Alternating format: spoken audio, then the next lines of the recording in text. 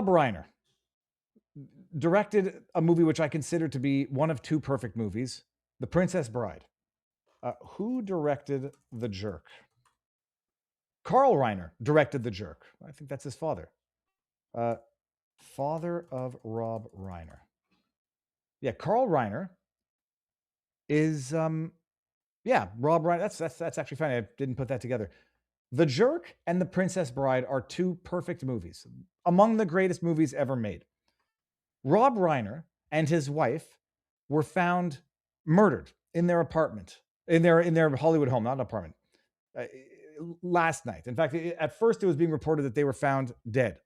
Then it became clear that homicide was at play.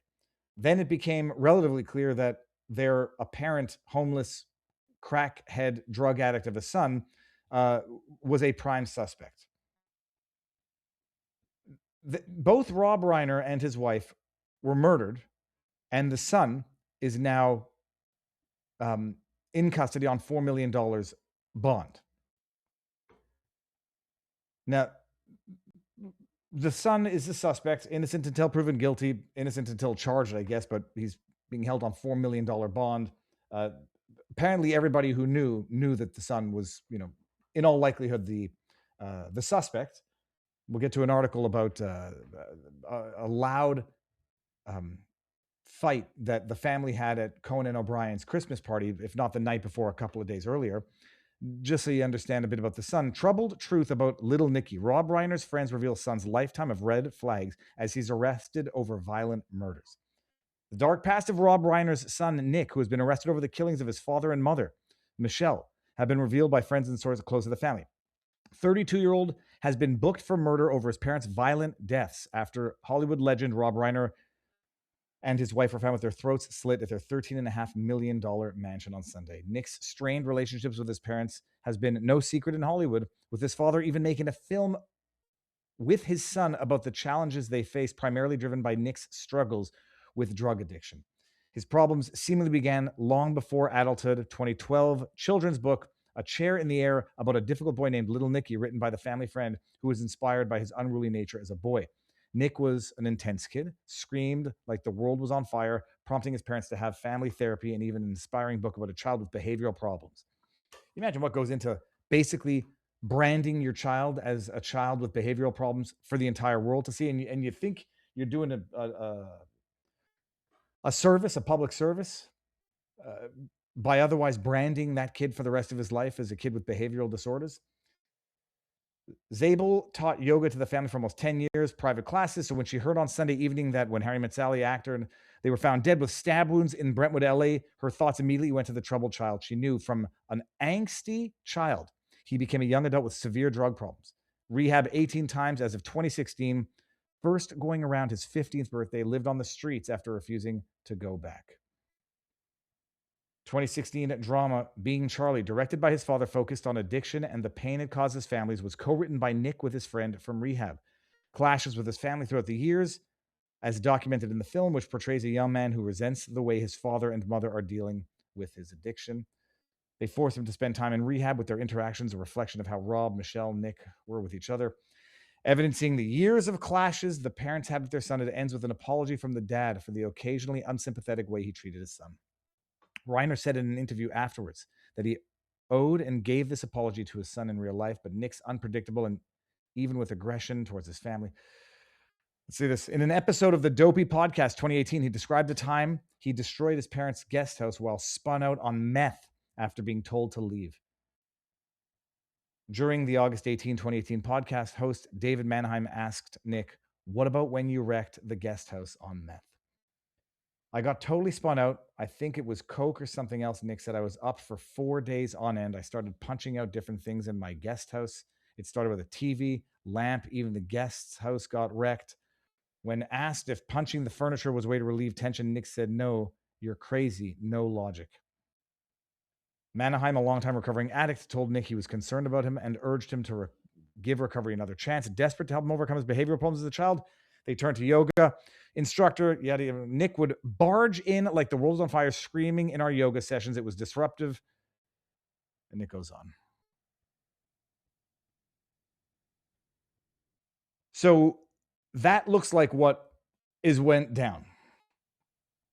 That you get hooked on drugs. That, I mean, basically, I've never done meth, never done coke, and never will, because the absolute fear that you'll immediately snap or go psychotic. And growing up, we had my best friend's father was a criminal lawyer, and one of the cases that I remember him discussing with us when we were young was a guy who got coked up, total psychotic episode, and went and randomly murdered somebody. And this was like one of those early moral lessons in life when you're thinking of becoming a lawyer and you say, how can you defend a guilty person? And he said, well, first of all, I wasn't defending this man on the basis of his innocence. I was defending this man on the basis that this was someone who had never had any criminal record, did drugs, which is a terrible thing, and went into a sort of a psychotic episode, which is, borderline automatism, and that the punishment should fit the crime. And I know some people listening and watching now are going to say the punishment should fit the crime. The crime was murder, and the punishment should be death. And the fact that he got voluntarily intoxicated doesn't make him not legally, morally responsible for everything that ensues that voluntary intoxication, to be distinguished from involuntary intoxication.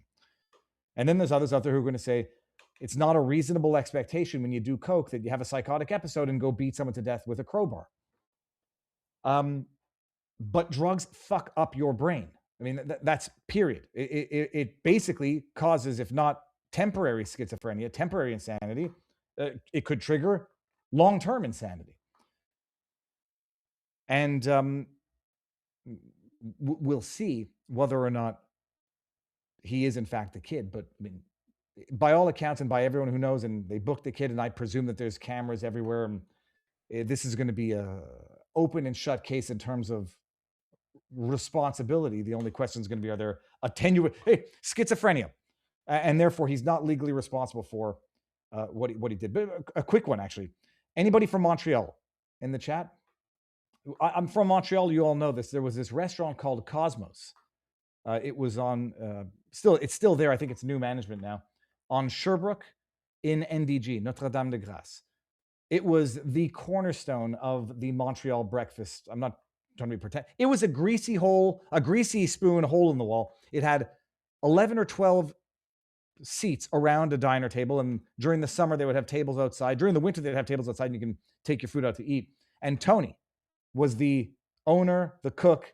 He sat there smoking as he was cooking over the hot plate in the back. They would gather all the oil in buckets and then sell it to whoever, we knew the family. And he was known as the Man of Greece because somebody I went to high school with did a documentary on Tony called The Man of Greece. Everyone should watch it. It's a great movie. It was made before he got murdered by his son. And he got stabbed to death by his son, who also had drug addiction problems, mental health issues. And I don't know if one triggered the other or if one was a symptom of the other. His son went to jail for 9 years for stabbing his father to death. And people say that's not enough. Others, I don't know who says that's too much. But his son was sentenced to 9 years in prison for murdering his father. During the sentencing on Friday, the prosecutors repeated earlier testimony from the individual. He said he stabbed his 86-year-old father to death in their home in 2013 because his Bruce Lee poster told him his father was inhabited by demons, that he had to be killed. He was 40 at the time. On drugs, schizophrenic, mentally ill, psychotic, listening to a Bruce Lee poster tell him to kill his father. There's no excusing it. All that to say,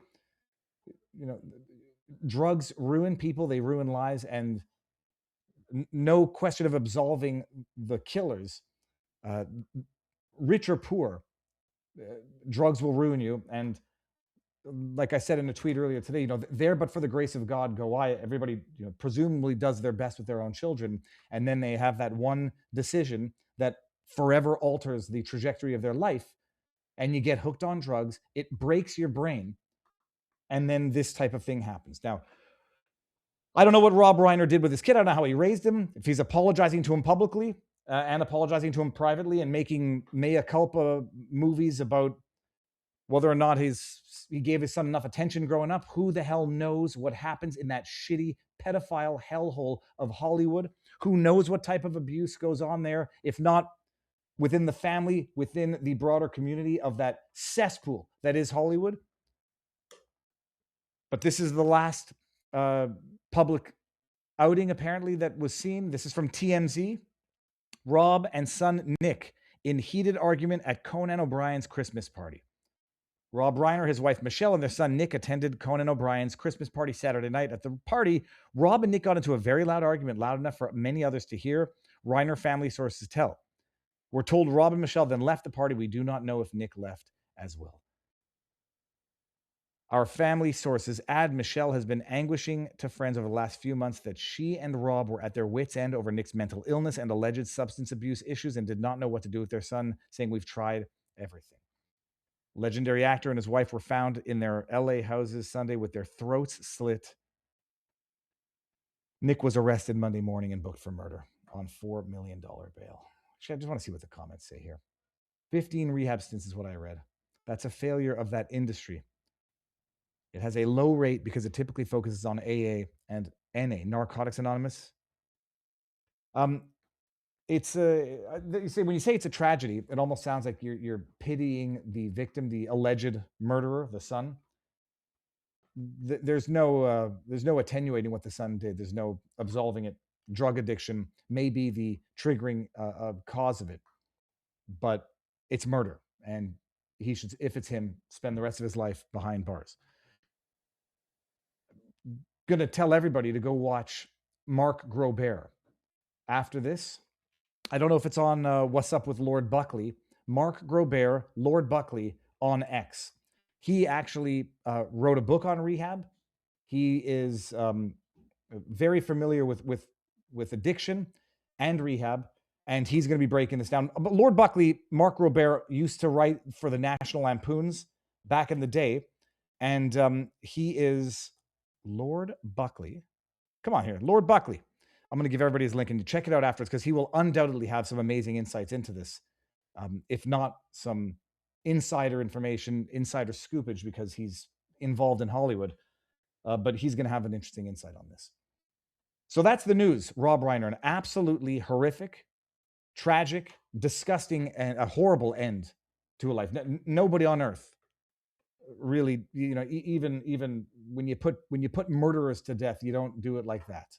Nobody deserves to die like that, period, full stop. Check out Lord Buckley and see his analysis on it because it will be insightful. Now, with that said, not all of the takes on this have been satisfying or even palatable to the general public.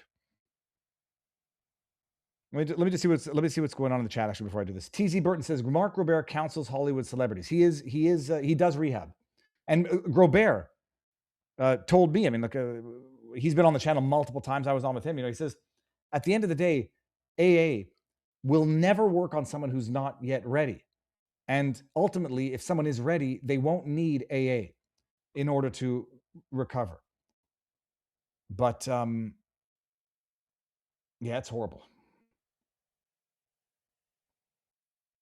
Give me 1 second. I'm going to do something in this. Okay, just cut and paste this. So check him out. Mark Robert is amazing. Lord Buckley's amazing. They got America's Untold Stories with Eric Hundley. And can you, the son went, someone, no, from what I've heard, and these are rumors, that there was a fight, that there was apparently writing the son out of the inheritance. And if you are on drugs and out of your fucking gourd, and someone says to you now you're not getting any inheritance. I mean, there's no explaining it. This is just like that for someone who's already psychotic, out of their mind, punching holes in walls. That's that'll be it.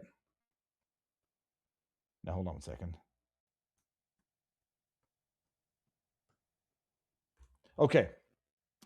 Now, Trump is in a bit of trouble for his response to this, and I'm not going to rag on him. I otherwise wouldn't have even talked about it, except for the fact that people are misrepresenting his truth post to suggest that he was somehow celebrating the murder of Rob Reiner. But I would have not said anything. Don't feel the need to say to either feign outrage or support like some. And I'm not quoting the Quartering here because he's feigning outrage. I think Quartering's assessment is the way it should be done. You say, Could have not posted this, and it wouldn't have been the end of the world. The Quartering says, I think Trump could have sat this one out. And I agree. This is the post, and we're going to get into some of the responses and some of the disingenuous responses to it. Trump writes, a very sad thing happened last night in Hollywood. Rob Reiner, a tortured and struggling but once very talented movie director and comedy star, has passed away, together with his wife Michelle, reportedly due to the anger he caused others through his massive, unyielding, and uncurable affliction with a mind-crippling disease known as Trump derangement syndrome, sometimes referred to as TDS. He was known to have driven people crazy by his raging obsession over President Donald J. Trump, with his obvious paranoia reaching new heights as the Trump administration surpassed all goals and expectations of greatness, and with the golden age of America upon us, perhaps like never before. May Rob and Michelle rest in peace. Everything after the wife passed away could have been, and up until May Rob rest in peace, could have been omitted from that. When I first saw it, people are sitting there freaking out. And, oh, how dare! When I first heard of the outrage, I hadn't read the post yet, and I'm just reading people's responses on Twitter saying that's a terrible, disgusting, blah blah blah. And so I had higher expectations for the offensiveness of the post, such that when I got to the original post, I'm like, okay, it's crass and it's stupid, but it's not as bad as I was expecting it to be based on the responses. Some of those responses being Trump is celebrating in the murder of Charlie Kirk. Listen, I first of all, when I first saw the post afterwards, I thought, is this the real one or is this a fake post? Then I said, okay, well, the only way to steelman a defense is if this post was drafted before they knew of the cause of death. But it seems to have been posted this morning, and by that time, I'm fairly certain everybody knew that Rob and his wife had been brutally murdered. And so, my first reaction is to say they didn't pass away; they got murdered. Karen Basshole, Los Angeles mayor, the woman who made sure there was no water in fire hydrants during the dry season, takes her shot at Trump and says the passing of Rob Reiner and Michelle Singer is a tragedy. In the passing of Rob Reiner and Michelle Singer Reiner is a tragedy. In moments of loss, decency matters. So let me exploit of the situation now to take a political shot at Trump. Donald Trump's response in this moment shows that there is no bottom, no depth, and he will not sink to, even in the face of grief. Rob Reiner's legacy. So you read that. I mean, you could be forgiven for having had greater expectations of the offensiveness or the crassness of what the post was compared to what it actually was. But it didn't need to be tweeted or posted. It could have just been rest in peace, and no one would have anything to complain about. And it's not just the left either. Reiner's legacy as a filmmaker and advocate, I don't care to read the rest of this crap. So the other thing so that's one take. Then you got the cat turd. And I say this with no judgment to cat turd, except to say, you don't have to, you don't have to go to your way to passionately and virtue signally condemn that which is not quite that bad that requires it. You don't need to go around saying I condemn murder. It goes without saying. You don't need to go around policing other people's social media feeds. You don't also need to go cheerlead for them when it doesn't do any good. Catchard says every liberal, focus on that word, crying about Trump's mean tweet today, would dance on his grave for years in the most vile way possible if anything happened to him. So spare me the fake outrage. And I'm not trying to pick a fight with Catchard, but this is a childish response. This is like the kid saying, my sister didn't do her homework when I didn't do my homework. And then my dad says, I don't care that she didn't do her homework. Right now, I'm talking about your homework. It's wrong, but they do worse is not a defense. It's an admission it was wrong. And incidentally, it really isn't only liberals who are sort of irritated by that post. Sage Steele says, I love Trump. Why do you do this? What's her face there? The one who, not Bartolomo, Angela Belcamino, the one who the account that nobody seems to realize is a troll account. It's like, yeah, how does everybody feel about this? I haven't seen anybody say that was one hell of a funny tweet. I appreciate it might have been trying to make light of a horrendous, horrific situation. No. And just once, and I think the amount of goodwill that this would garner if Trump would actually apologize. Just say, yeah, I was trying to make light of a horrific situation. It didn't come out as I intended. I apologize. My sincerest condolences to the Reiner family. Holy crab apples. Could you imagine the heads that would make explode on the left? And then maybe he actually didn't know how they were murdered at the time it was drafted or sent. But you'd never get anyone to believe that necessarily. Now, I'm not reading any of the chat that says I'm glad he's dead. But my point on this is not to lose sight of. Yeah, the left would dance on the graves of the people that they hate when they die. That's what makes them rabid demons. Why on earth would anyone be proud of saying, I'm as much of a rabid demon as those rabid demons? You don't defeat the monster by becoming the monster. And there's nothing to be gained by debasing yourself in that way. Yeah, it's what makes them disgusting scumbag scoundrels. And it's what makes us, however you want to qualify that, better. You don't dance on the graves of people, even your ideological adversaries, and appreciate that's exactly the rationale that they're using.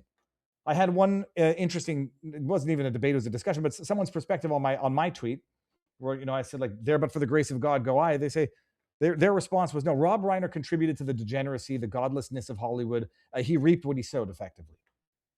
And I didn't hit send on it because I don't feel that I don't really want to fight with people. There's no way to have this discussion, but you reap what you sow is exactly what they said after Charlie Kirk was killed. That's exactly their rationale to say, well, I disagreed with his politics, but when someone gets murdered, you don't need to say or preface it's a tragedy. Well, I disagreed with their politics. Like, God forbid they think that anyone would think that by you grieving or mourning their loss, that it means you agreed with all of their politics. That is the rationale that they used to justify Charlie Kirk's assassination. Well, no one should die like this, but you reap what you sow. And he put hatred into this world. He put bigotry and xenophobia and whatever in this world.